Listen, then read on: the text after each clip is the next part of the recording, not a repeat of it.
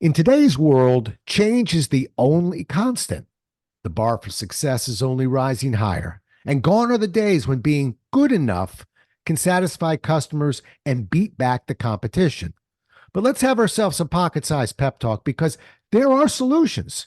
You need to evolve from being good to great to superior. And today's guest is here to tell you how. A Pocket Sized Pep Talk, the podcast that can help energize your business and your life with a quick, inspiring message.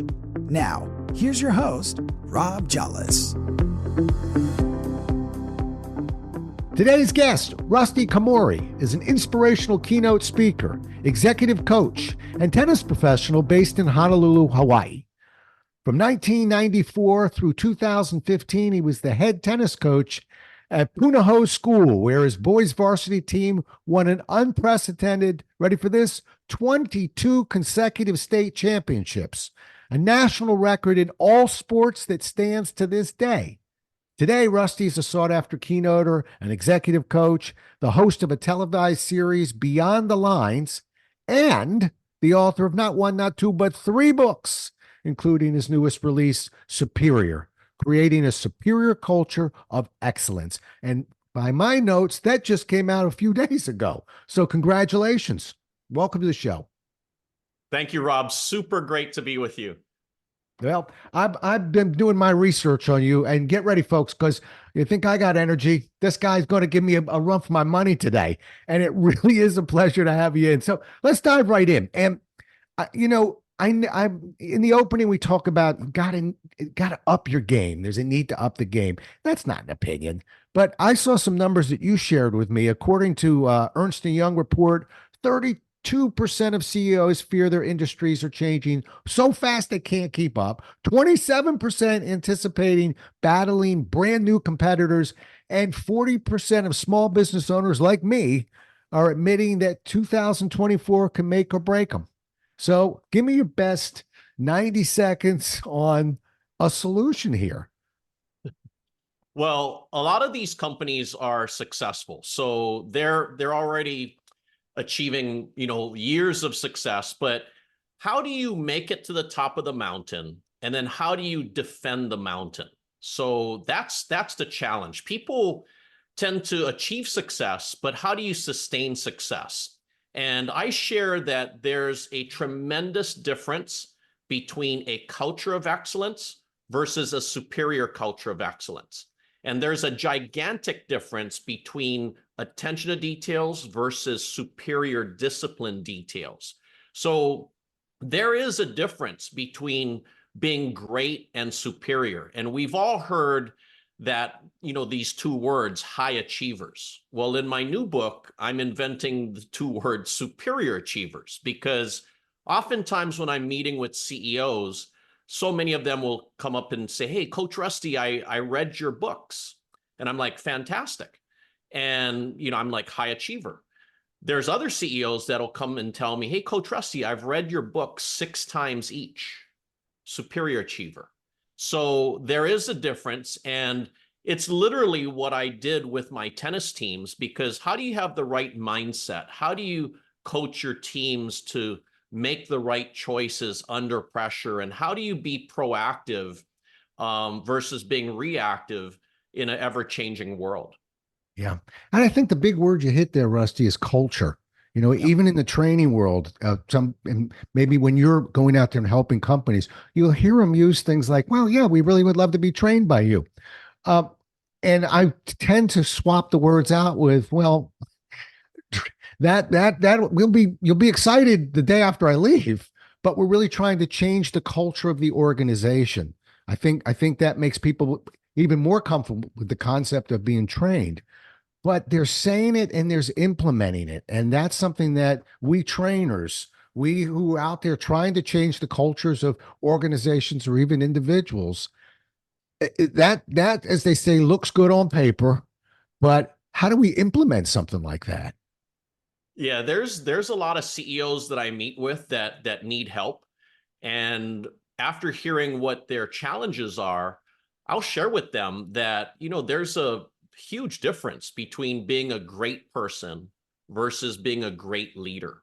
Your people might really like you as a person, but they might not respect you as a leader. And then that's when they say, Coach Rusty, that's when you come in. How can you help? And I'm like, well, we can work on building, your relationships this way. We can kind of help your communication with this. We can make sure that, I know that you have empathy for them, but the key is they need to know that you have empathy for them.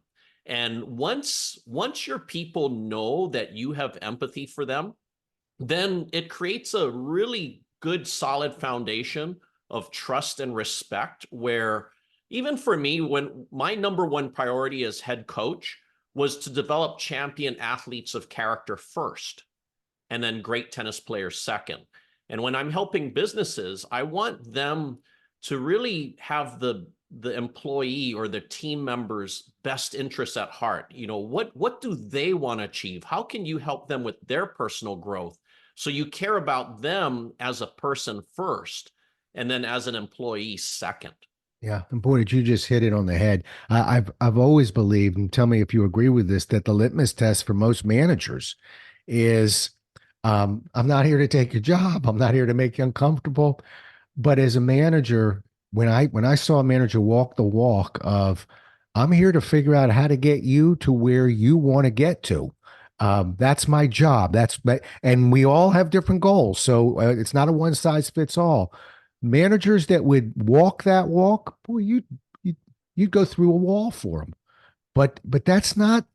Um, Unfortunately, I don't think that's the norm for managers, and it's just a shame. I don't know how I guess we changed that by getting books out there and guys like you out there with a few records in your hip pocket to say, well, maybe you want to look at a couple of banners. I'll show you, the results of this type of thinking.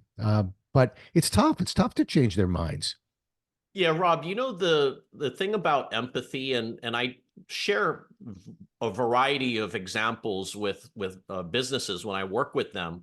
But when I was head coach, and maybe I was working out in the weight room, and I'll come out and I start walking up to the tennis courts, I might run into one of my players, and I'll ask that player, I'll say, oh, I heard your parents got divorced. If you need someone to talk to, I'm here for you. Or I know that your mom had surgery. How did that go? Or I remember you saying that you had 3 big tests today.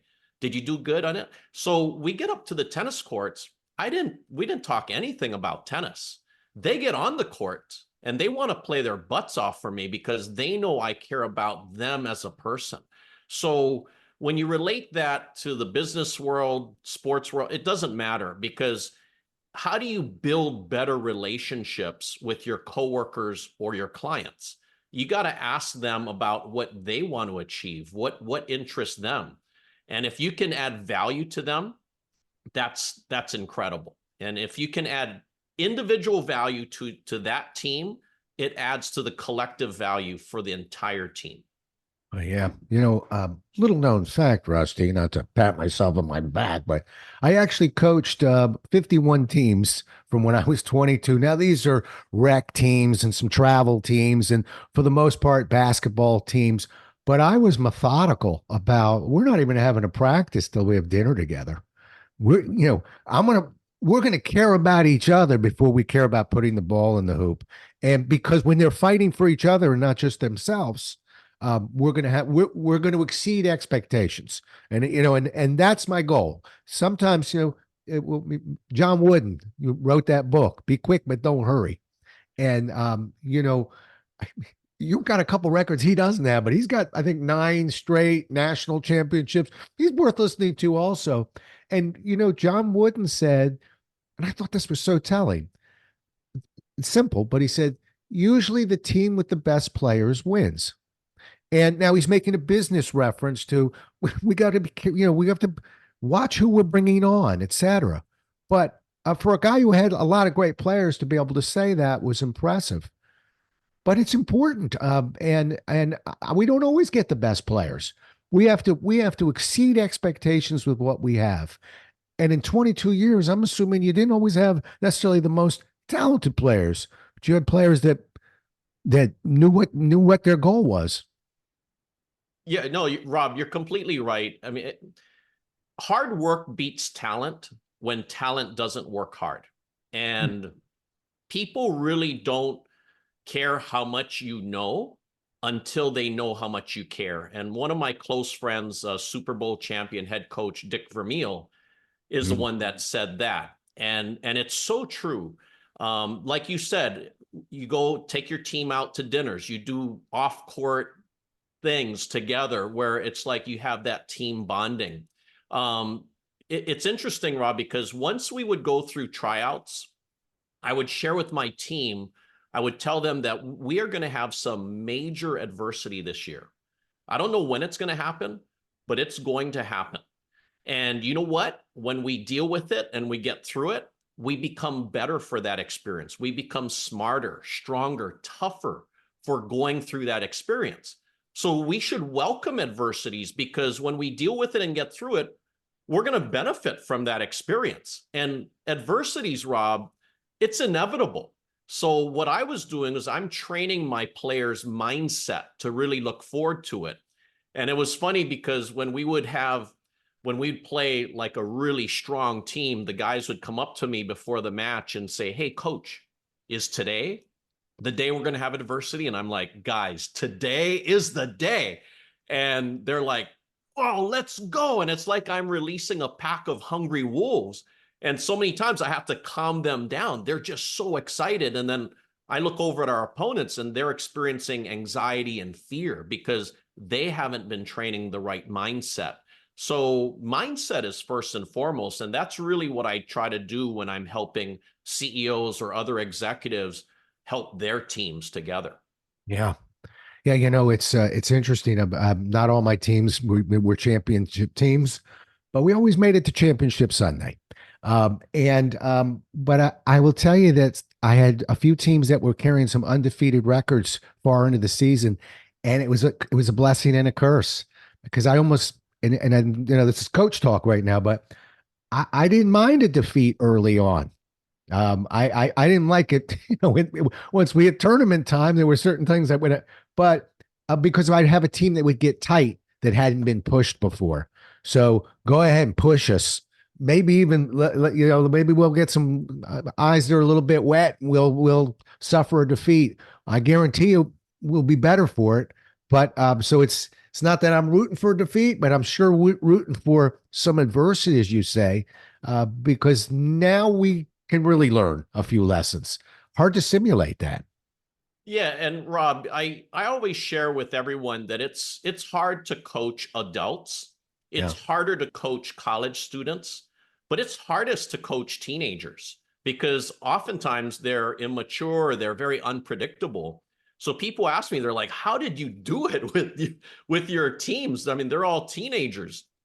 And one of the reasons we were successful is, again, right after tryouts, like I shared with you about welcoming adversity, I would also share with them that I'm not going to protect you from a challenge. And they're like, "What?" I'm like, "No, I'm not. But instead, I'm going to teach you how to face it." And I would also be coaching the parents along the way. I would be filling them in about what I'm trying to do to help their sons or daughters. And I'm giving them do's and don'ts because parenting for them, it's new for them. I mean, this whole experience is new. So they need guidance about, what to do, what not to do. And so when I'm helping not just the players on the team, but the parents in how they can help reinforce what we're doing, we eliminate a lot of problems right there because we're eliminating misperceptions, misunderstandings, and it allows us to really keep focused on the goal that we want to achieve. Yeah. It's funny, and we're going to swing over to business now. But it is funny how much of that really parallels. I remember 8-year-olds, with the parents wanting to smother them. We might have gotten pasted, but these were soccer teams typically. And I was looking for that line of, "No, don't sweep them into your arms and talk about our trip to McDonald's quite yet. I want to figure out what we did well out there, what we could do better out there. What was the lesson of today? We could have won 5-0 or lost 5-0. What did we learn today? How did we evolve?" And now switching over to, because you keep doing that, I want to stay with you, which is smart.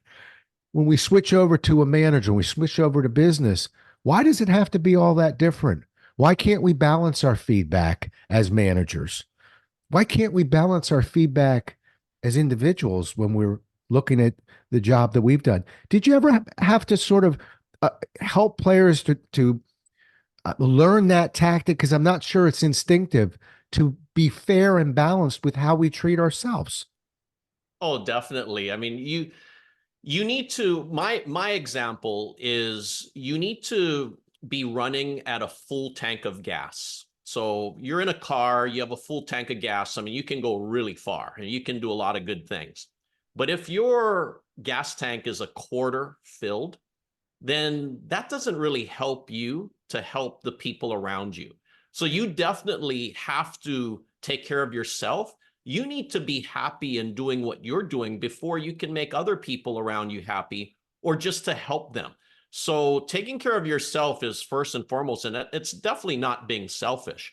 It's Right. just it's a healthy balance that I try to help others do, because they need to have balance when they're at work, but they need to have balance when they're at home. And sometimes when things get lopsided, that's when that gas tank starts to get a little bit low. Right. I think the trigger word there, Rusty, is balance. We got to balance it. And I am, I've heard people even ask me for feedback when I'm working, in an adult situation, and then they'll tell me, you don't have to tell me the things I did well. I just tell me the things I need to work on. Which I'm interested in your opinion on this. I find that to be flawed.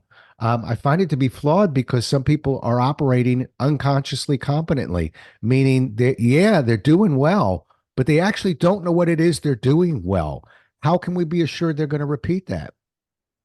Yeah, Rob, I like to really look at everyone's strengths, Hmm. and I'll have meetings individually with people, and I'll ask them to share what they think their strengths are. And it's so funny because sometimes what they think their strengths are might not necessarily be a strength. And they might only think that they do one or two things well. And then when I have a chance to share with them what I feel their strengths are, I'm listing 5, 6, 7, 10 things. And it just opens their eyes because I'm sharing with them that you're here on this team, not because of your weaknesses. You're here on this team because of your strengths. Now, what I want to do is I want to make your strength stronger. If we can make everyone's individual strength stronger, can you imagine how strong our team would be collectively? And so that's what I share with them, because I'm also sharing with them when they identify what their strengths are and they can make it stronger. That's how they can contribute to our team. That's how they can make a difference in really contributing to our team's goals. And when they hear that, I mean, they just get excited because all of us have strengths. But sometimes things get complicated and complex, and you start to get all fuzzy. You don't really know what today is, because you're losing part of your core. And when we can get back to what the core issues are, what's that one or two strengths that you do that really you do well and that you can improve and make it stronger, and then you can potentially help other people with that strength of for them. Yeah. And what you're speaking to, it's really interesting, Rusty. What you're speaking to is actually going against the grain of, it's not my grain, but, and I don't have a headache either, but, there's always that thinking, including me as a younger coach and working with people of, wanting to identify the strengths and instinctively leaving them alone and saying, now let's really lose some sleep for a couple of these weaknesses until we develop that other arm. And if I hear you right, which is, like I said, I find this fascinating, is and you've got a few titles behind you to prove it, is no, we don't have to abandon those strengths. We take them from great to superior. We take I actually saw Bart Connor. You remember that name? Olympic gymnast from, I think, the 80s, came out to Xerox once, and he had a pommel horse there. And he actually said, I'm going to show you the difference between an 8, a 9, and a 10. that 10 being superior. And the 8 looked like something I never saw before. It was incredible. Only the 9, he went a foot higher off the pommel horse. The 10, he practically hit his head on the ceiling. He was all over the place. He went, I didn't know a human body could do that. But that's how you become a gold medalist. He took it to what you're describing, and I just find that really refreshing and interesting, because that is not how we're programmed. We're programmed to say, I'm better than 98% of the planet here. Let's go do something else. And I just like the fact that you're keeping them home and saying, no, let's be the best on the planet. Yeah, and Rob, I mean, all of us are capable of achieving more than we think we're capable of achieving. And all of us are capable of doing more than we think we're capable of doing. And the goal of a leader is to build other great leaders. And when you can build other great leaders, I mean, the feeling for that is amazing. And obviously you'd want them to continue in your organization, but when they have opportunities to go out, to leave and really pursue their dreams, they're always going to remember what you did for them. And they're going to have tons of positive things to say to everybody. So it's great to be in it for the right reasons. And it's competition. I mean, it's good to know what your competition is doing, but I would always focus on what we were doing. I mean, you need to control 100% of the things that you have control of. You can be aware of what your competitors are doing, but the key is, how can you outdo what you've done? So once we would win a championship, after that year is done, I'm really focusing on 2 things. How can we outdo what we've done? And how can we make sure that we don't take anybody or anything for granted? And I would instill that with my teams, and that would just keep us moving forward. How can we be better next year? How can we be stronger? How can we be smarter? How can we be tougher? And I'm including everybody on the team to get their feedback, because everyone has to buy into your leadership philosophy. Yeah. I used to teach quality for Xerox, and that was, you always hear that phrase, well, if it ain't broke, don't fix it. Only at that point, and I'm in the 80s now, late 80s, the Japanese had a different motto: if it ain't broke, fix it better. And you would look at cars like the Camry, car of the year. Toyota was just killing it. That happened to be a client of mine. And while everyone was building the next Camry, Toyota was already on a completely different version. Because either that or they just sit there. And how many companies can you and I list that we barely remember the name, and they owned an industry for a short period of time and said, well, aren't we good enough? Well, if you're that good, you're going to have competitors nipping at your heels. You got to keep going. The book is Superior, Creating a Superior Culture of Excellence. Folks, you're going to be able to find that on Amazon. I took a look. It looks great. Rusty, you don't know this, but I don't actually allow publicists to send me books. If I really like the story I'm hearing, I go buy one, because we don't just buy books on this show. We buy them and then we write reviews on them, and they're verified reviews. I'm looking forward to getting my hands on this one. It sounds really interesting. And I love the fact that you've been able to sort of translate this to business. So let's go there now. You write about 3 secrets to building championship leadership that works in any business. Walk me through those. Yeah, so in Superior, I talk about, there's 5 different sections, and what you're referring to are the 3 C's of leadership. Okay. And the first C is choices, the second C, communication, and the third C is culture. So, for example, with choices, greatness is a choice. Okay. People ask me, how do you achieve greatness? Well, I share with them, greatness is a choice. Courage is a choice. Kindness is a choice. Excellence is a choice. Positivity, perseverance, resiliency are choices. Self-discipline is a choice. Self-discipline leads to habits, which lead to success. So if the leader and their team can make better choices, then they can move in the right direction to accomplish the goals that they want. Now, the second C, communication, I know that there's 4 situations that cause the most problems in all of our lives. And I refer to these 4 situations as the 4 misses: miscommunication, misunderstanding, misinformation, and misperceptions, miscommunication.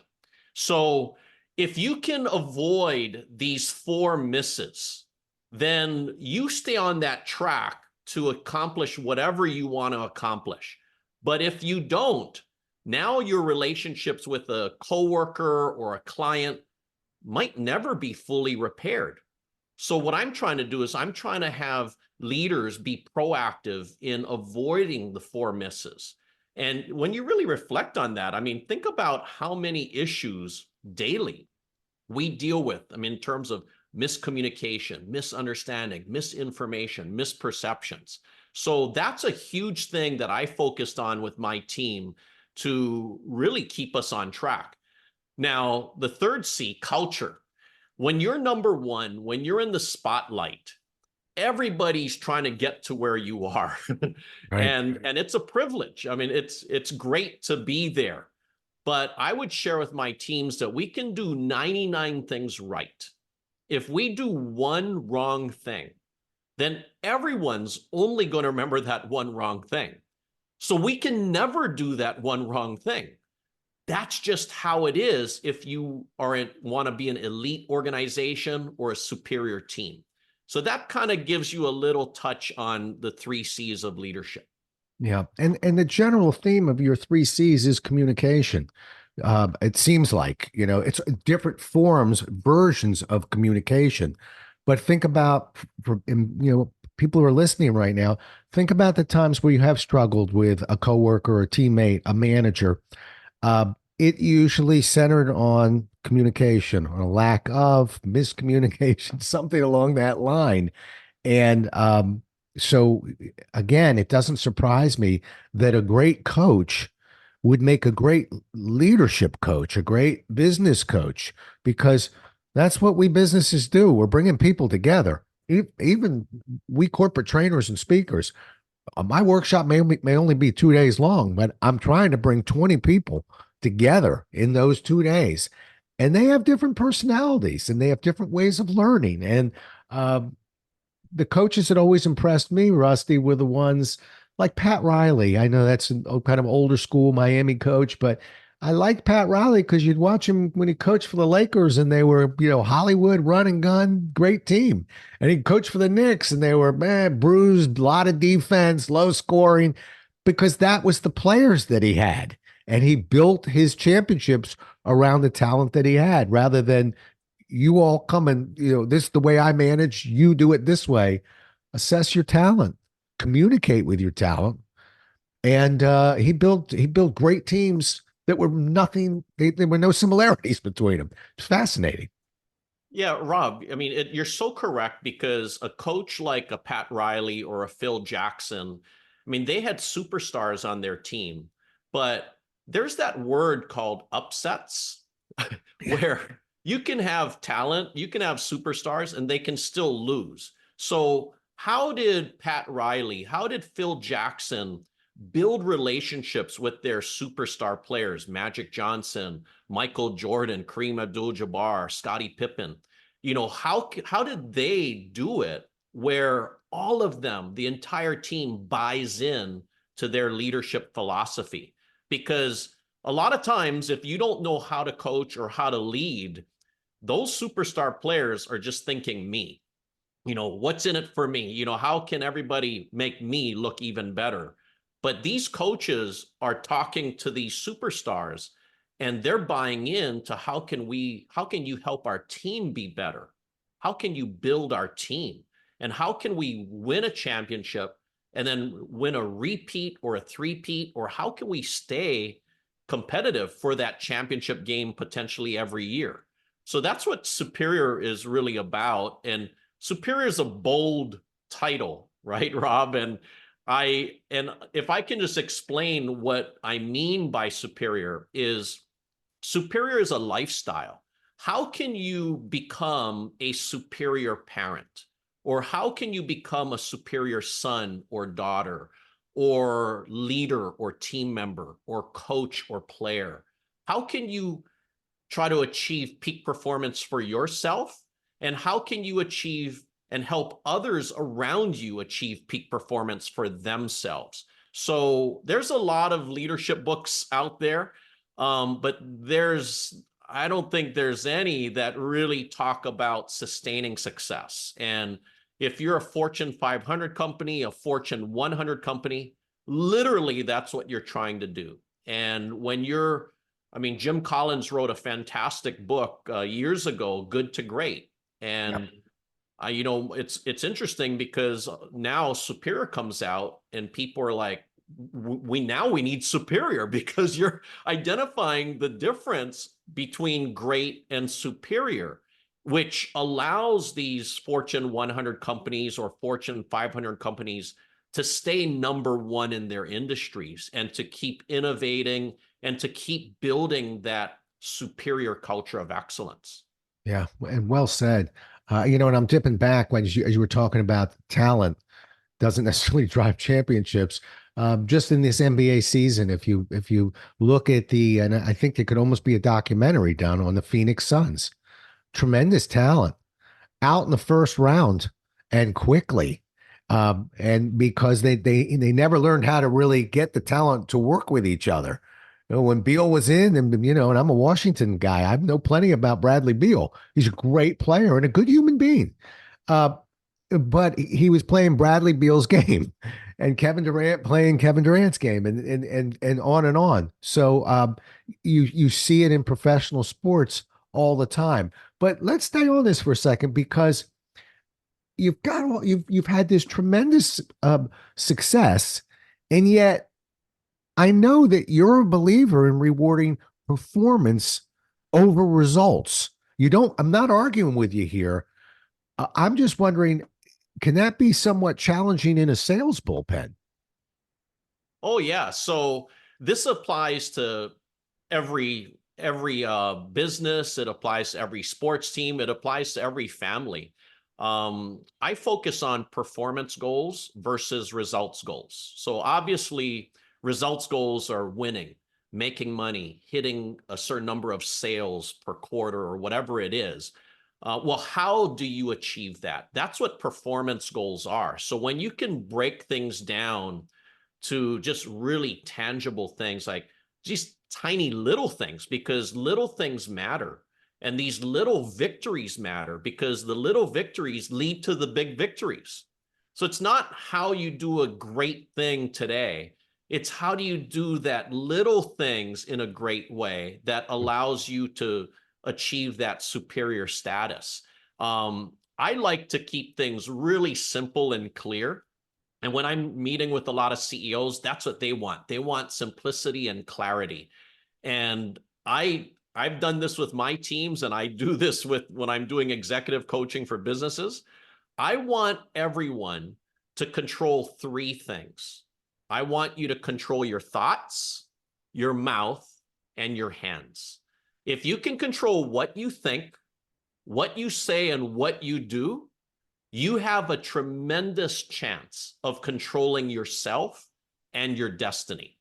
Now, think about how simple yet powerful that concept is if you can control those three things. Because if you can control those three things, you're not going to react spontaneously.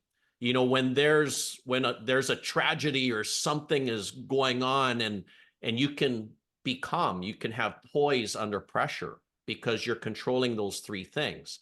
And if you're calm as a leader, your team will be calm, thinking, oh, he or she has everything under control, versus they're reading you and thinking, oh my gosh, I can't, all these things are falling apart. And then they're thinking, oh my gosh, everything's falling apart. And then they're starting to get worried and frustrated as well. So really keeping things simple, controlling your thoughts, your mouth, and your hands is so necessary, because that leads to self-discipline, like we talked earlier, which leads to habits, which lead to the results. So performance goals really influences results goals.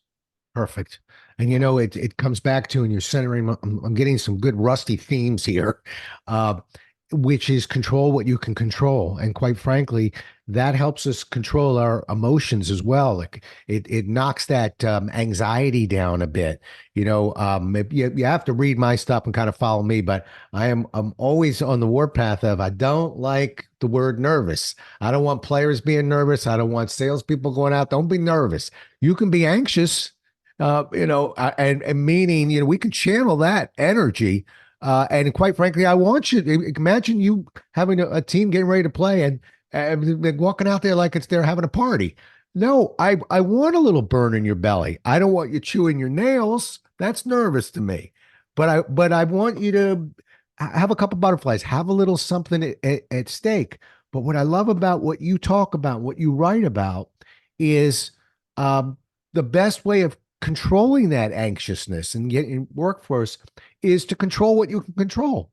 And to your point, I'm a terrible golfer, but the concept of play the course, play your ball. No matter how you look at that, stare at the opponent's ball and the putt she's about to take, that is not going to improve the shot you're about to take. Matter of fact, it's distracting you from your shot. So it should calm everybody down to say, well, you couldn't control that anyway. Let's just work on what we can control. And everything you listed, Rusty, to me, is within our grasp. Is in training, we call it a terminal goal. That sales number, that's the terminal goal. 5 calls a week, that's a task goal. We can do that one. And if we make it, we only get 4, we'll try 6 next week. We know where we're at.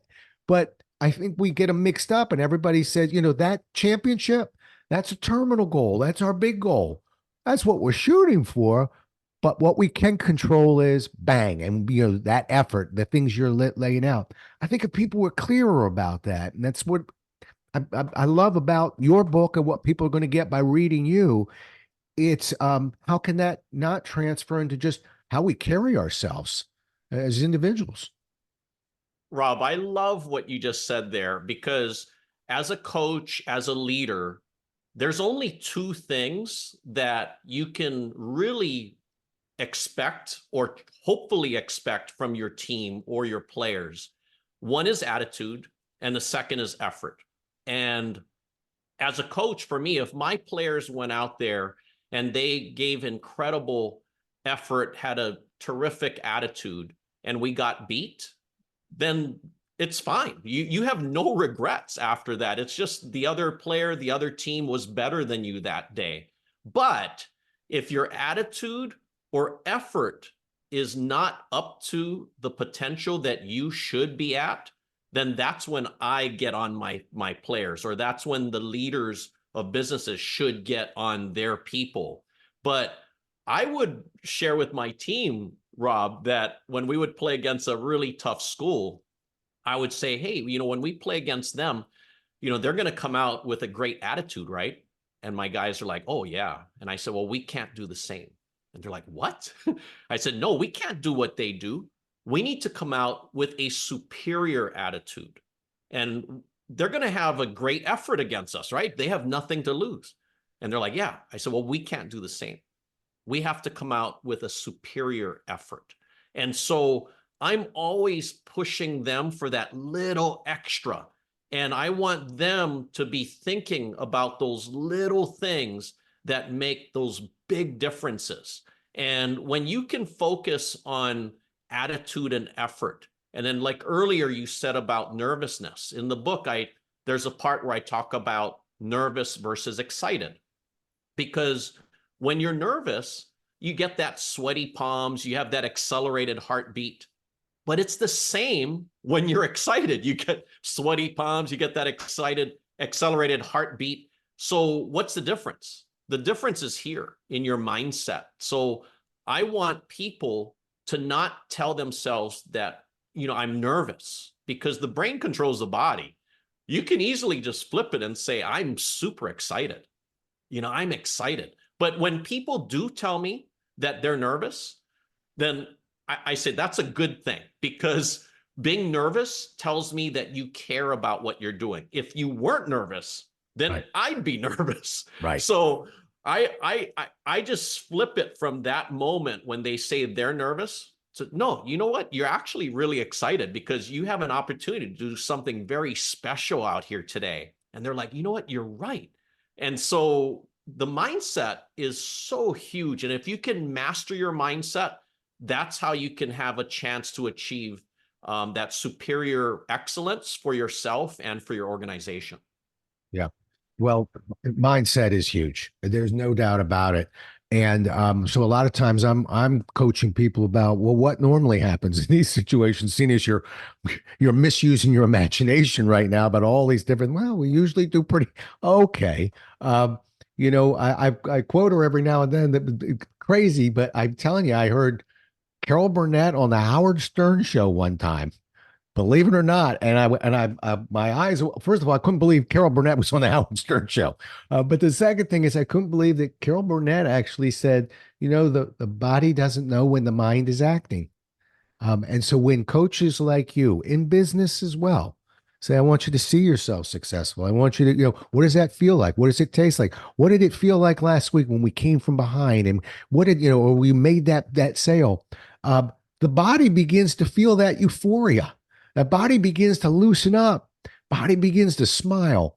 Um, wouldn't you rather take that on the court with you? Wouldn't you rather take that to the client than, well, I've lost 3 straight sales, so I know what's going to be happening on this call. That's not the mindset I want right now. And we can fix that in the head, which is crazy because I used to think, that's kind of just coach talk. It isn't. It's real. It's actually real. Oh, Rob, it's so funny because I'm very demanding with my teams because I know I want them to be up to that potential every day. And some days I'd have a player that might come up to me and say, "Hey, Coach Rusty, I'm just not in the mood." And I'm like, "Wait, you're not in the mood? Well, you better get in the mood." And I come back in 3 minutes and, oh, they're in the mood, Rob, because it's like, it's a switch up here that we have to flip back. And when you're striving for superior excellence, it's not a switch that you turn on and off.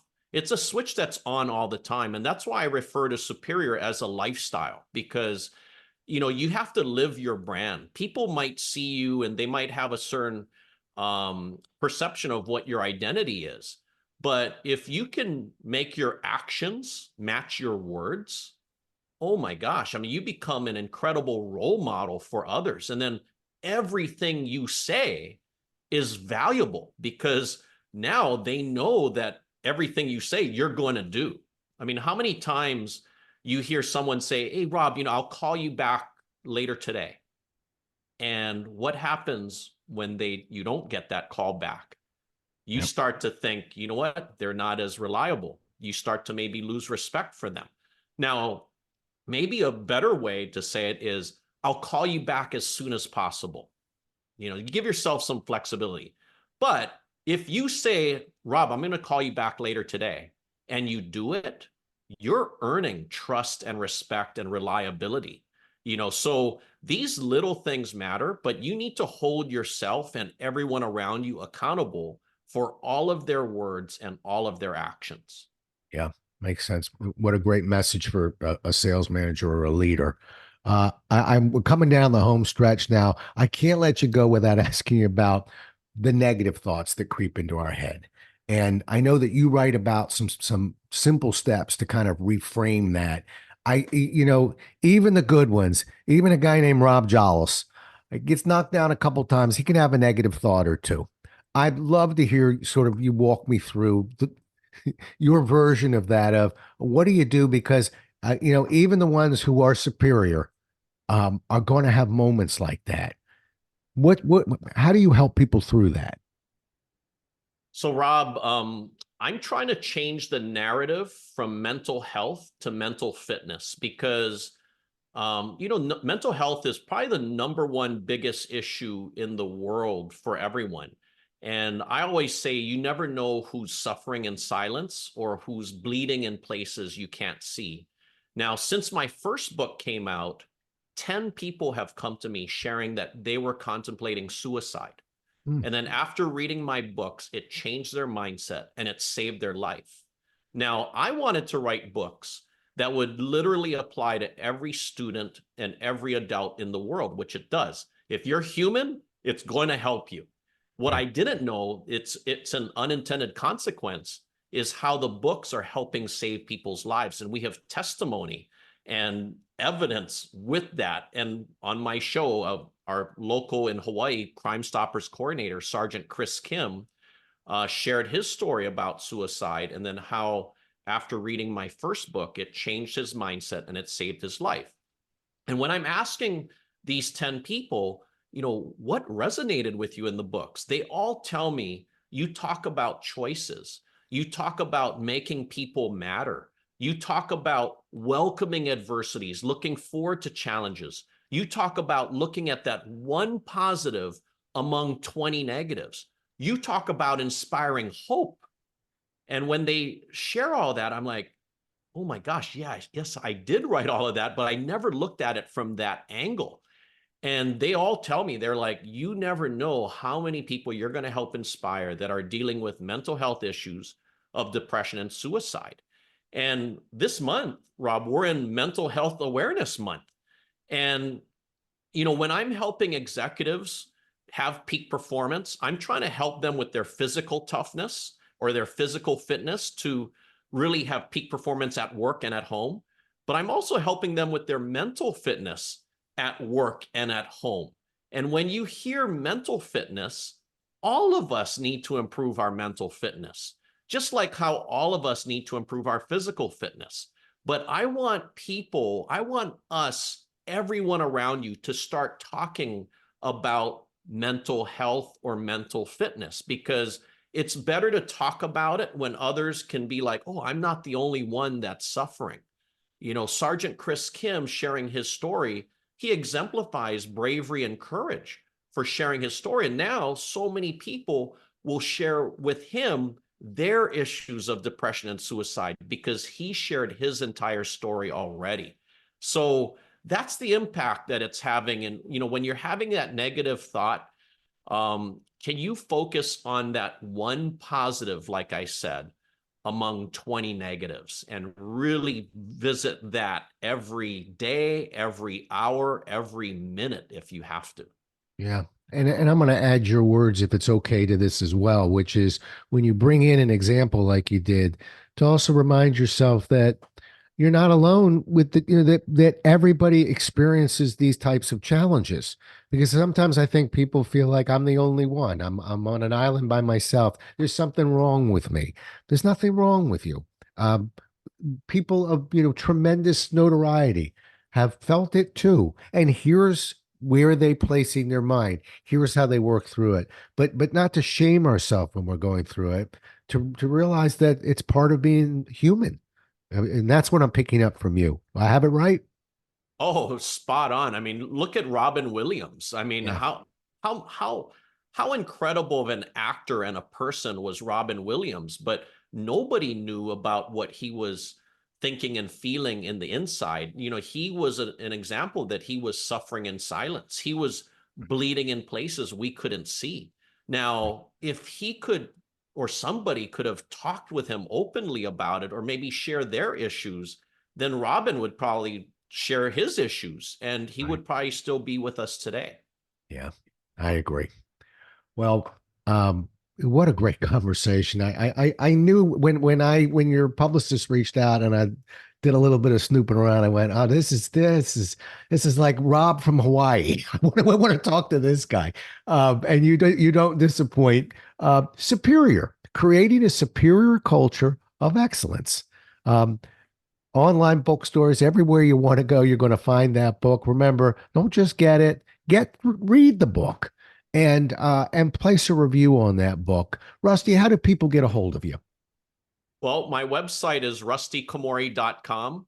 And the books, yeah, it's all available on Amazon and Barnes and Noble and hopefully every bookstore around the United States. So yeah, looking forward to connecting with your viewers.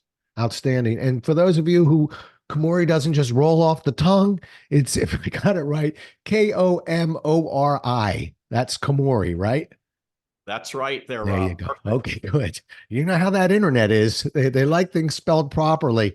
Rusty, I can't thank you enough for taking the time to have this conversation. Thoroughly enjoyed it. And the part about people with mental health issues or challenges coming up to you, man, you're playing with house money, my friend, because that's the greatest gift you could give. So congratulations on not just writing the books, but making a difference. Pleasure having you on the show. Thank you. Thank you, Rob. It was awesome being with you. You bet. Well, we'll do it again as well as we can next time, everybody. Until then, stay safe. Thanks so much for listening. If you enjoyed today's show, please rate and recommend it on iTunes, Outcast, or wherever you get your podcasts. You can also get more information on this show and Rob at jollis.com.